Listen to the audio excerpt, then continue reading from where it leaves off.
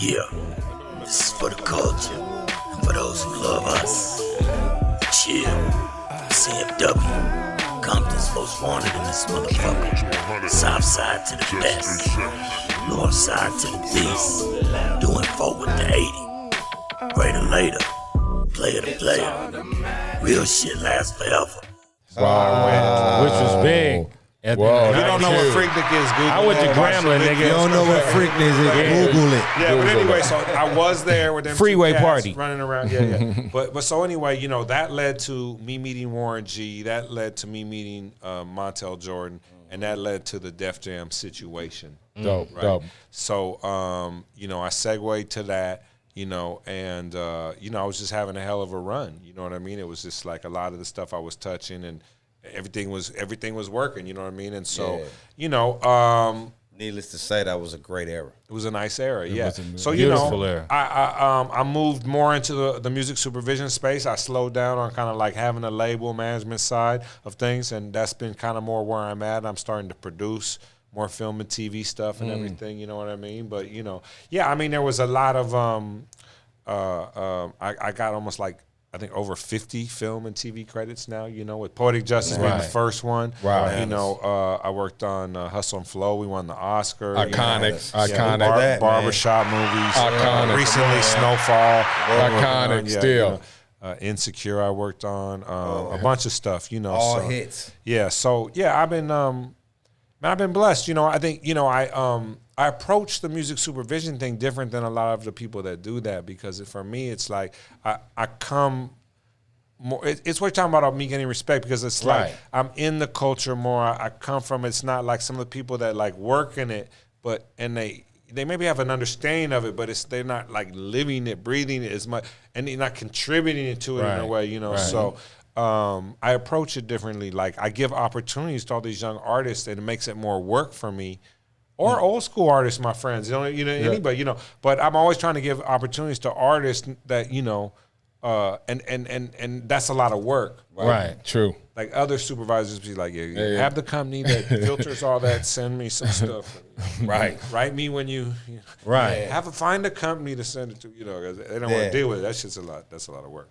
I mean, coming from those times, you know what I'm saying, how shit is today, it's really a headache. Would you agree? You know what I'm saying, with the streaming game and all that shit, how you flip from, you know, music, DJing, boom, boom, come from the culture to film, and how music is set up now. Because that was a powerful situation by itself over there, street knowledge. There's well, there's good and bad situations with everything new, right? Right. You know what I mean? The yin and the yang. Right. True. So, yeah, I mean, the era, like, for me, like, if I want to stay relevant in it, then I'm just going to try to, like, focus on the positive of it and learn from how it's working, right? You know, and take the things that I learned from my experience of street knowledge or Def Jam or Loud or any of the places that I had deals with or worked with, you know what I mean?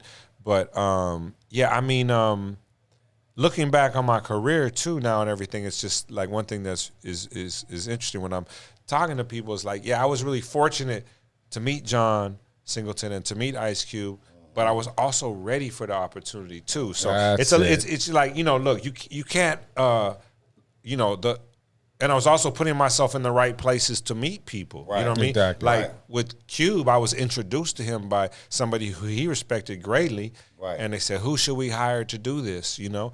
And they said, oh, you should check out Paul. And then when I came, I had the background to sell the goods, you know? And with John, I was out DJing. You know, I had these incredible DJ gigs where I DJed on the set of a bunch of TV shows. I remember I a did couple the Fresh of Prince TV show, and I did the Martin TV show. Dope. Right. Super dope. And Yeah, shout out to John Singleton, man. He looked out for me like that as well, you know what I'm saying? One of my biggest songs known to date for the Boys in the Hood soundtrack. And then he was in the Menace movie. And in the Boys in the Hood and Menace, but John Singleton with Boys in the Hood. Exactly. You know what I mean? So that was hella dope. You know what I mean? And that's probably why I'm able to do shit like this from a cat like that. Hella dope. Dope. No, he was really real. I mean, I saw this interview with Cube recently where he was talking about, like, first of all, Cube was like, when he found out that John wanted him to be in Boys, he was like, why does he want me? Right. You know? Right. And he was like, and then when he went, you know, and he got it and he did everything, and then John was talking to him and he was like, when you gonna write your own script? And he was like, write my own script? How am I gonna do that? And he's like, what, you think Hollywood's gonna give you something dope like the shit I gave you? The shit they make, right? You know, in Cube's mind, it's just like exploding. You know, like man, So I mean, John loved that I was from the community, and he loved that the way I approached music supervision as more of like kind of an A&R and just trying to find the best stuff. It was also the era we were in because when I first started working from it was like the soundtrack era. You know what I mean? And so you know, and everybody wants to have these original songs that are only on the soundtrack. You know what I mean? Right. Yeah, you know, I mean, it was a you know, I was so blessed to meet him, and I mean, you know, I worked with him on Poetic Justice, Hustle and Flow, Four Brothers, Snowfall, Rebel, you know, Fast and Furious 2. Iconic stuff. Yeah, so you know, it was the most significant thing to happen in my career if I look back, because you know, I did a lot of things and I worked with a lot of people, but that changed the direction of my career. I wasn't thinking about working in movies. I was, you know, I had gone from DJ, street promoter, manager, discovering artist, A&R. You know what I mean? And then progressed into doing music supervision. I got a question. How different is it now, you know, that John got his wings with just the Snowfall situation? Because I know he was around when, you know what I'm saying? And first, shout out to Snowfall, you know what I'm saying? That's one of my favorite TV shows. For sure. Probably everyone's. Yeah, I mean, because I know Dub, he over there doing some things too. He's the gangster coach. John made sure Dub got on to kind of as a I mean, if gangster advisor. That's a way to put it. That's well put. Also, I mean, if you think, and I think we all do, feel like my man, the lead, that English actor is pulling off L.A. the way he should. Dub gets the credit, right? You know, and the actor, my man, because he's incredible. Right. You know what I mean? Right. So, and John for having the belief and strength that he can pull it off, pick him, and they can pull it off, even knowing that people are going to give him a hard time. And you know, and John was the type that wanted to put an LA person on for that, definitely. You know what I mean? But at the end of the day, when the guy who just walks in and is like, I'm the next Denzel, or what, just shits on everybody else, and he happens to be English, like, what do you do? Bro, to be honest with you, I'm not even, and I don't think the game is even surprised anymore, because they've already jumped in and done it so many times before. The dude from Judas and the Black Messiah. Some people think it's a conspiracy. But you know, look, man, they pull it off. Yeah, I mean, is it different these days? Of course it is. I mean, you know, but I mean, the show is still good. Yeah, we all feel like we're doing John's work. You know what I mean? Like, we're trying to, like, I mean, like, the pressure to keep it as strong in his honor, I think, you know, is very strong. And I think he laid the foundation, and the team was in place. So, you know what I mean? It was like, and they had thought through a lot of things. So, you know, but I mean, it's heavy. Yeah. I mean, you know, I'm a consultant on the show. You know, there's music supervisors who are more active than me, but you know, I do my thing and help out, and you know, it's become even heavier this season because it's kind of like I don't even know how to word this, but I mean, if anything, like, you know, I would probably, of the people, would have the most understanding of maybe what John would like in a different situation or something. You know, I'm not trying to like what would I don't even want to say that. You know what I mean? But you know, try to take that type of thing. I get it though. But with our history, you know what I mean? You want to put it in his honor, to honor his work that he started. Yeah, right. I feel that obligation strongly, you know. And with the white boy from Crenshaw thing too, you know, I feel like a big obligation to kind of like honor him and everything that he did for me, you know what I mean? Because you know, he's such a significant, and you can tell because this season, it's a strong season. It's strong. Woo! Yeah, this season's a strong season. I was honored to be a part of it. You know, I've been on it the last 2 seasons now. So you know, nice. Yeah, this is a strong season. I see it still going 3 and 4 and 5 and 6 seasons. Hey, I hope we can. I think they should give us one more season and probably end it. Cinco. I'll keep going. I think it's too Cinco. good. We need good TV. You think it's 5? Yeah, I think that's what I heard. Okay. Yeah, Dub told me that would be shit, dope, but I don't know. That's dope that it could go that long. You know what I'm saying? It's definitely interesting. Well, we just did 4. Yeah. We definitely gonna get another one, thank God. Right. And I can go for 6 or 7 too. Yeah, but I mean, I think everybody where the story takes you. Right. If it takes you in a foolish place, then don't do no more. No, I think if it takes you in a good place, then keep doing it good as long as the story's good. I think they have it mapped out, but and I'm not sure, but also too, I think that everybody felt very strongly that was involved that this had to honor John, and so I think I think from him, getting the game with the hard white, you know what I mean, from up north, bringing it back. I'm just saying this. It might turn into pills and powder if they go into 5. If they get into 5, but see, one of those seasons would have to be a very, very we're still in 1985, right? Oh, okay. So you're in 85, and I'm very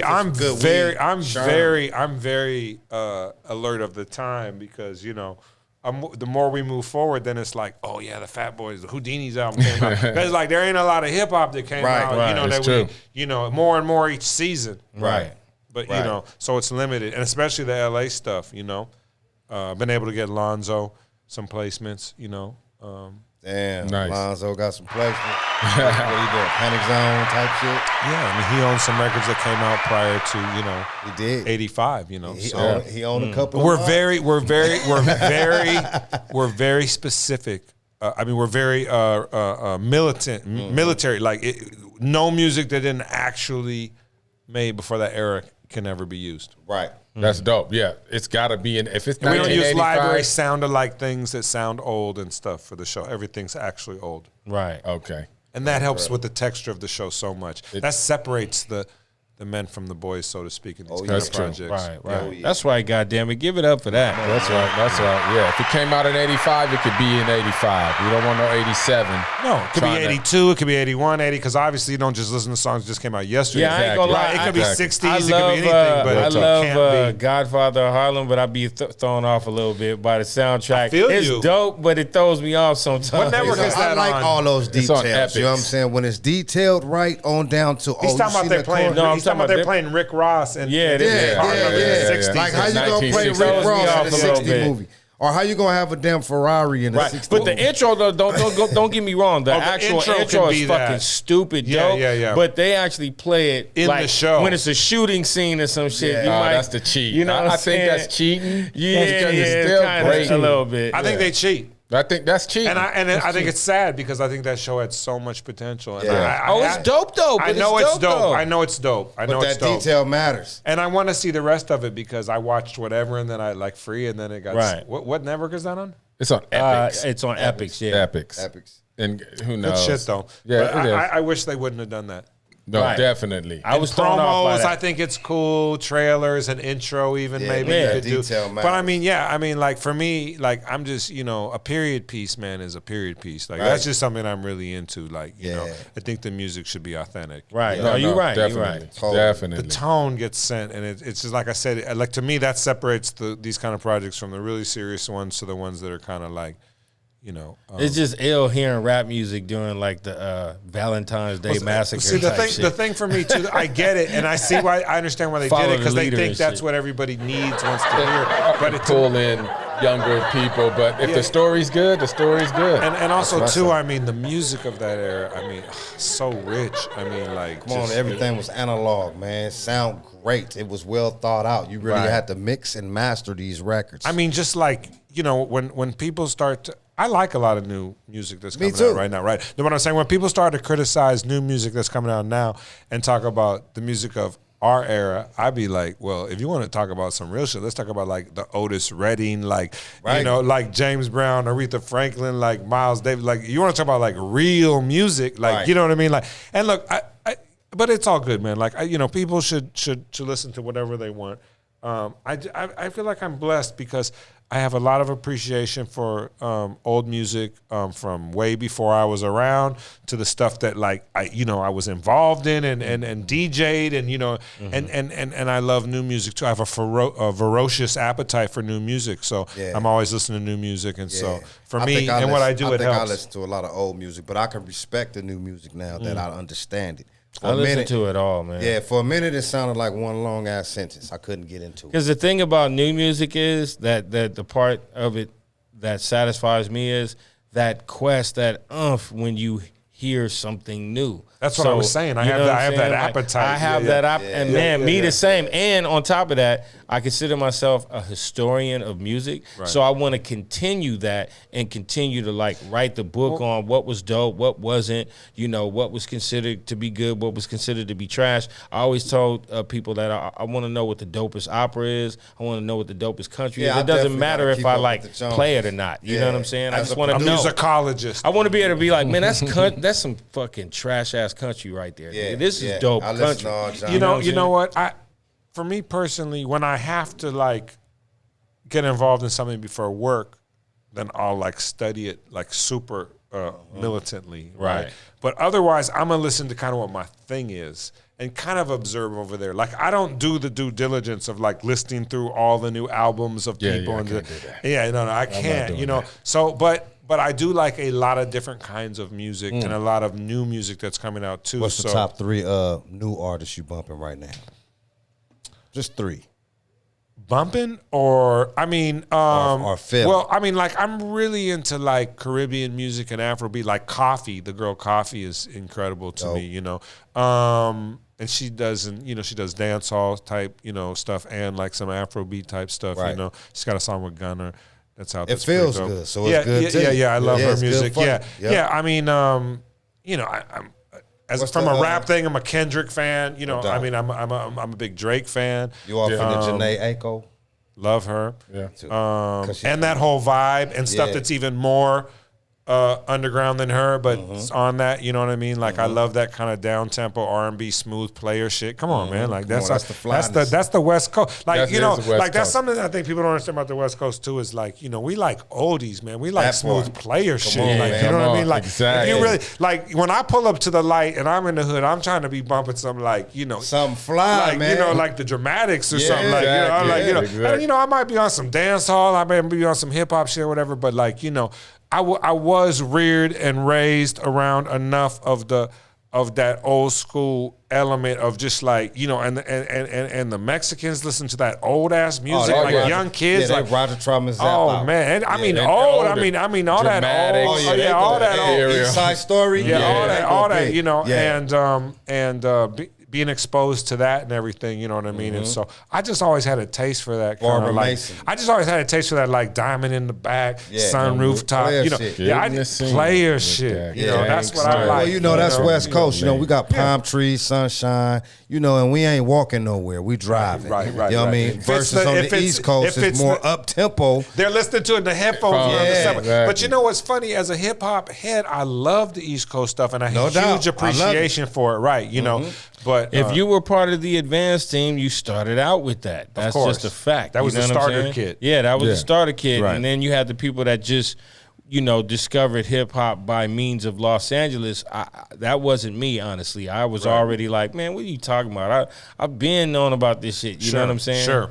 So, yeah. Yeah, no, I mean, that was exciting era, and it was a thing too where it was like there was a element of if you was already into it, people were respecting you because it was not the norm to be into it, and a lot of people was hating on it. Yeah, exactly. Right, and there wasn't a lot of money in it, so people were doing it for the love of it, which is an interesting thing that kind of got lost. I think that's hurt the art a lot. Like if I do want to be critical of hip hop and where it's gone, I would say this is the problem. I think the like you just said, like not dance hall, but like Caribbean type thing. I think that was already installed of us in us anyway. You know what I mean? Like you say, you come from that era, Jamaica, Paradise and all. Remember Jamaica used to play all that reggae and Caribbean and even deeper. I mean, like if you look at how hip hop started, it was from a Jamaican DJ that was taking what they was doing. Exactly. Right. Yeah. No, so I was sticking to what movie. Well, Wesley Snipes used to hire me to do his parties because I was one of the only cats playing reggae out here. And see, the thing too was like, it was an era. Like from my era, it was like, you talking about Jamaica House, right? Yeah, I'm about to say Jamaica House. What I say, Jamaica? Yeah, right. That's Jamaica, that's in Houston. Jamaica. Yeah, that's in Houston. But Jamaica House, come on, man. Right, I started a little bit before that, right? So Jamaica House I was involved in, but by the time Jamaica House started popping, I was managing those groups and doing all that stuff, and so I was still DJing a little bit. You but remember? Did you get a piece of the Century Club? Did you get a piece of the Century Club? That was after Jamaica. That was way. I know. I'm just saying. I went up in the Sunday nights. Yeah. No, did you DJ there? Did you DJ Yeah, there? like once or something. Oh, okay. Yeah. So you remember Red Onion on Wilshire? Yeah, but I never DJ'd. No, I remember that. That was the though. spot. Yeah, that was the spot. I'm talking about Yeah. Carolina West and Name of the Game and all that type of shit. On La Tierra? Yeah, when Name of the Game was on what? yeah. Western, right in Yeah, South but the Central. first one you said that was on La Tierra, right? Carolina West. Carolina West, Yes. right? Yeah, I was like on some of those, like, you know what I mean? Like some of them I knew about, but I didn't really go to or what have you. Did you DJ at Larry Parker's? No. I mean the place where you went for after the food? Remember, it was in like Beverly a party. Hills? Yeah, it was like party scene. It was like a went party there. scene, bro. I went there. Yo, I remember all that. And Earl's Hot Dog used to be outside. Shout out to him. No, dude, we was talking about this the other day. Parkview What Plaza, happened to the DJ dude? It was another hot dog dude that used to be outside a Glam Slam. That was It was Earl. a black dude. No, it With the wasn't. bald head? No, it was another dude. I know you're saying, You but know who I I'm just talking about. I just clumped him in as Earl. Yeah, but Even it if wasn't, it wasn't Earl. him. It was a Earl's dark chicken skin. links and shit? No, it was a dark skinned dude. Earl His was dogs mostly was a fade. Paradise. And then he used to rap too. What was his rap name? That was Admiral Dance. I mean, He was with Cuban and yeah, but that's that. I'm telling you, he wasn't the dude outside that's of Earl. Glam Slam. That's on God. Right. That's Earl. Right. Yeah, when I worked for Ice Cube, Don Jaguar's record was coming out. Yeah, Around Don that Jaguar. time. Yeah. That's Earl. That's Earl. It's funny, whenever I see Earl tomorrow, I'm like, Don Jaguar for a long time. And I was like, yeah, he ain't known as that no more. No. He known as Earl. But Earl. He used But to no, be he's a outside G, of though. all them clubs with the damn hot Yeah, dog. Yeah, but But that might was be a different confused. It was one. another There was a dude. It was he a was a little dark taller. skinned He dude. was taller than Yeah, Earl. he was taller. Yeah, His yeah, shit was a whatever. fade, bro. I'm telling you. I Yeah. know Earl used to have them chicken. But yeah, I links. DJ'd in Glam Slam for sure. Yeah, that And, was a fade. That was the Vertigo. spot. Vertigo. I remember it was Vertigo before it was Glam Slam. Yep. Vertigo. Parkview Plaza, I DJ'd there. we was Carlos and Charlie's. People got beat up Carlos at the and Parkview Charlie's. Come on, I DJ'd that. That was for the Jamaica House people Yeah. before Jamaica Carlos House. and Yeah. Charlie's basement was the shit Me too. and Ollie was. Downstairs. I remember they wouldn't let us in because Aid had some nappy ass braids. Oh Yeah, shit. That's when Hollywood they, was tough that's when like they was that. talking about no khakis. Yeah. and Oh shit. yeah. You know what I'm saying? So we used to sport used jeans or Right. Guess. Oh, yeah, Some yeah. shit. You know what I mean? Try to slide up in there, but still got braids. They like, Right. no, you ain't Yeah, got you know, it. I DJ'd. It was weird because I did like the stuff like those TV shows. I did the parties for Wesley. I did like Will Smith's first wedding. I did some like corporate stuff, and I did a lot of clubs. But I mostly did more of the underground clubs. Right. Yeah, So that's motherfuckers kind of wear whatever they want, you know. But most of the thugs didn't know about it. You know what I mean? It was a little not quite on the radar type Right. of thing. Not saying he was a thug, but I'm just saying we didn't have No, dress I was codes. thugging. Right? We didn't have dress code. Right? We didn't have dress They codes or wasn't whatever letting me there. up in none of that shit. Right. Unless and I then go they in there started, chill and then from they CMW. started. Listen, they started coming to that scene because I remember I Right, was of there course. that night when Of they beat course. the fuck out of that tall nigga from the Clippers, the light skinned Klaus. Squabbing. Yeah. Oh, nigga, they put that nigga on their hands and knees. Trust me, he LA got parties fucked have up. been notoriously like bad. That you do them for a couple of weeks and it gets turned out. Because Right. the word gets out. Yeah. And then it's over. Yeah. Someone's going to No, shoot. my parties were legendary because I threw parties. Like a lot of them were my birthday parties, and then these other parties I threw, so they were like one-offs, so they could never go 3 weeks Right, where the right, dudes right, would right, start right. coming in house Right, shoes or right, whatever. exactly. Like when I did a club, it always went that way. You know what I mean? Because Right. there was too much of that in my. I think me, going A, on. and King T, and Ruined a MC few Ren clubs, huh? No, I'm was just- the only dudes going to clubs in khakis back then. Right. Yeah, right. You walk in the club, you like, that's CMW Ren. In the Century Club with my jeans on and my team strong. Hey, look, we had Easy and Dre's, the Wet and Wild shit. Right. You know what I mean? That party they I did. was saying my shit was kind of like that. Oh, that shit is- I went to both. Hey, look, that's the first time I seen a girl touch another girl. Wait, are you talking about Splash? No, the one in Calabasas. That's talking Easy about- House. Easy and Dre Wet and Wild Pool Party. And Matt McDaniels filmed them, so a lot of people didn't go there. I think I might have been there, bro. Like, because I've been to a couple of Dre parties. Look, this is a pool party. Motherfuckers got on Bermuda shorts and swim shorts and shit. We in there with straight khaki suits. Me, 8, and Ren. Right. Shout out to my nigga MC Ren. Shout out to MC. Yeah, it was off the hook, man. Calabasas in the cut. Above the law going crazy on the other side of the pool. Cracking. Man. That's the other one got Hollywood and went to Malibu or something. The first one, they had the homie frying chicken and fish on the side. They had the school bus. Pork chops. It was pork chops and pork chops and gravy. I mean, they was just celebrating making money. For sure, they was just starting to make money. Yeah, exactly. I mean, and there was still a lot of hood in everybody. It was a lot of hood, and it was it was a simpler era. You know what I mean? Like, there might be beef, but cats was throwing. It was too much more. fun. You know what I mean? It was like it was just starting. Much fun. It was just starting to get into the shooting over everything. We definitely you know what I'm saying? Tripping. So like I say, it's the first you can time have I've those seen a kind girl of parties, touch a girl. right? There might be fights and some things, but it wouldn't be, because soon after that was out of the question. Right. Yeah. No, I think dudes back then was in the checking their own. If they homeboy too drunk, tripping and shit, the homeboys would get him and get him up and be out like, of "Come on, man. Like, don't ruin everything." We having too much fun up in there because that era, what he's talking about, where it was too late. Then that ruined concerts, ruined touring. Oh, come on! What about the Fresh Fest in Long Beach? Nigga, I was chased up out of there technically. But, you know what? And one thing I'm so excited about is seeing what's going on here in Soul Folks and Leimert Park and Crenshaw in this scene right here, and how it's like, this is a community and a neighborhood, but like people are coming from all over, and there seems to be no funk. Nobody's like jumping on that shit. It's so beautiful.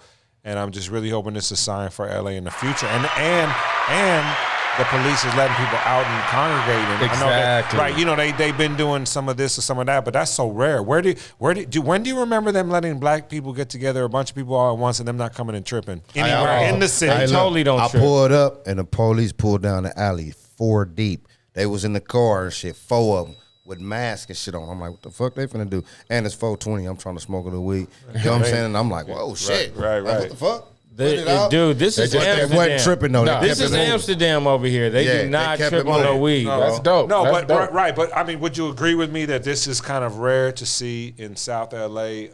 It being allowed full to have hangout. this many kind of people full out, hangout. and it's beautiful, and it's wonderful, right? And so I'm just grateful for all the things we just said about it. Yeah. You know what I mean? So, and shout out to the jury, I guess. Whoever shout out. voted against keep this motherfucker locked up, man. That was a fade. But to that, I just want to say the difference was we rioted after the verdict with Rodney King, and with this one, we rioted first. So they already knew what the fuck was gonna happen as jurors.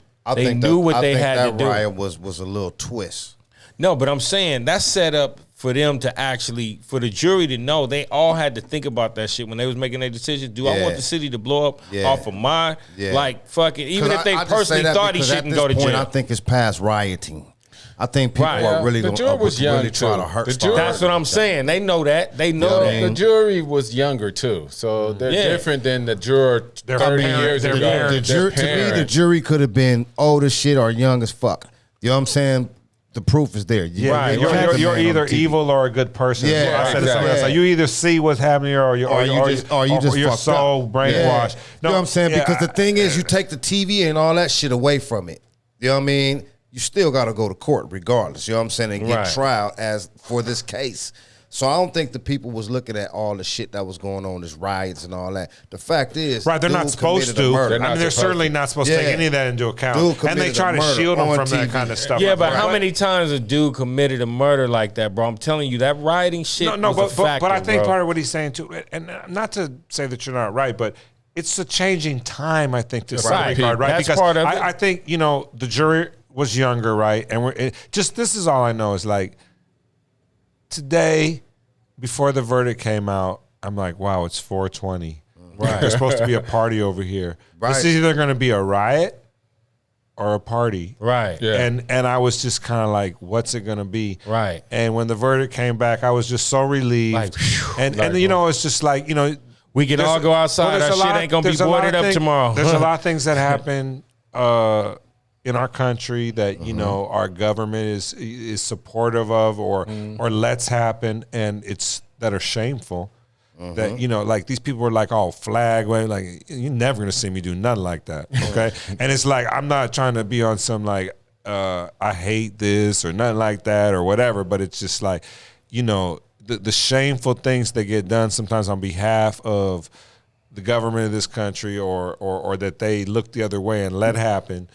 You know, like the opioid crisis. I could go on forever. The justice, the lack of justice, and the justice. Right. So you know, snowfall. It's just amazing to hopefully to see signs of hope that we're moving into a better time, right? Where you know what I mean, right? It's a start, right? That video shit, all that shit helped out, bro. But I think it's safe to say that today is a good day. Right, exactly. Because that's what I meant to say. Long Because listen, the facts are, if the video footage wasn't there, that motherfucker would have got away with it, bro. So that shit, that's what really we playing into is that day and age. Like, it's biting motherfuckers in the ass all over. What about the dude, the military guy that was all being Mr. Tough guy, the short little black guy that was walking on his block, and then the video went viral. A girl, thank God, was filming it. And then the next day there was like 300 dudes out in front of his house.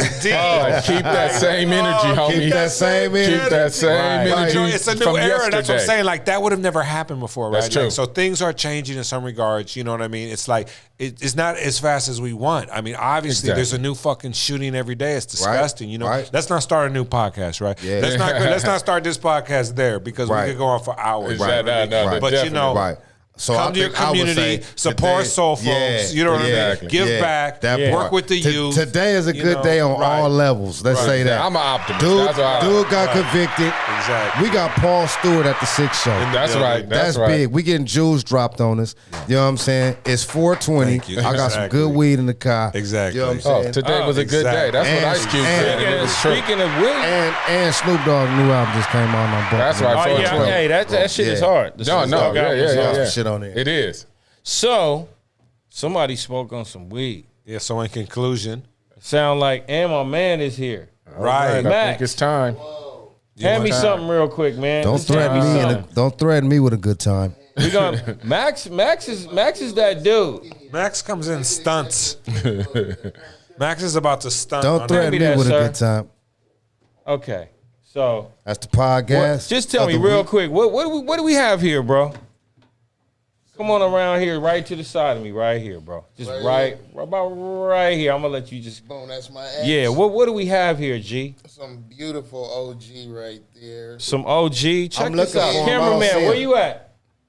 Cameraman gone, so we ain't doing no close-up. It's 420. Everybody's doing their own thing. But you know what? This is some bomb right here, man. What is this? I mean, dog. Like, it's some pretty solid nugs, bro. Like, where you getting this from? Come on now. Where you getting this from? And you're asking a lot of questions. Exactly. Are you growing this or what?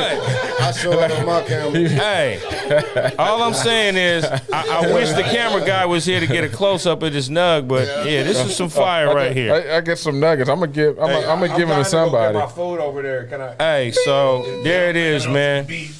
Oh yeah. Everybody getting blessed. Can I bless myself with just a couple more pieces? Man, there you go. I know we blessed. So look, this is the podcast of the week, and boy, does it look good. Oh yeah, we gonna go outside and put this in there. It's 420 today, y'all. What y'all know about that, man? This is like getting bigger and better. You know what I'm saying? Shout out to DJ Battle Cat too. It's his birthday today. Shout out to Thank you, DJ sir. Battle I was gonna say something. I was gonna say something about Battle Cat earlier. Yeah. 1991.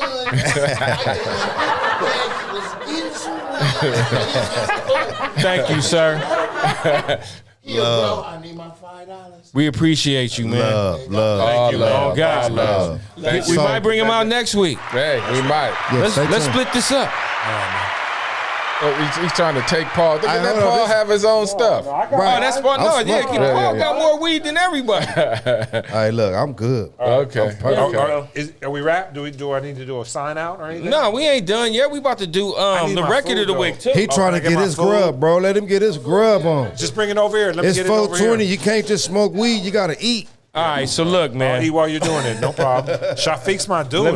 Let me get the camera for Shafiq's other album that made it this week. That artwork, though. Again, just because of the fucking artwork. This shit right here is dope. That artist is in Tokyo. My nigga is dope. It's called...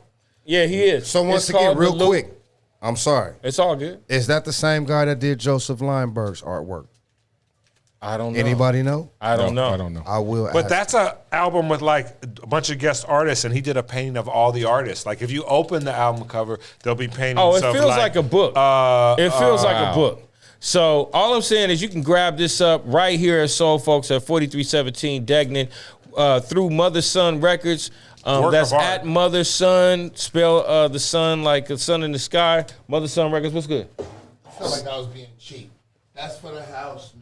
What? Wow. It's 420.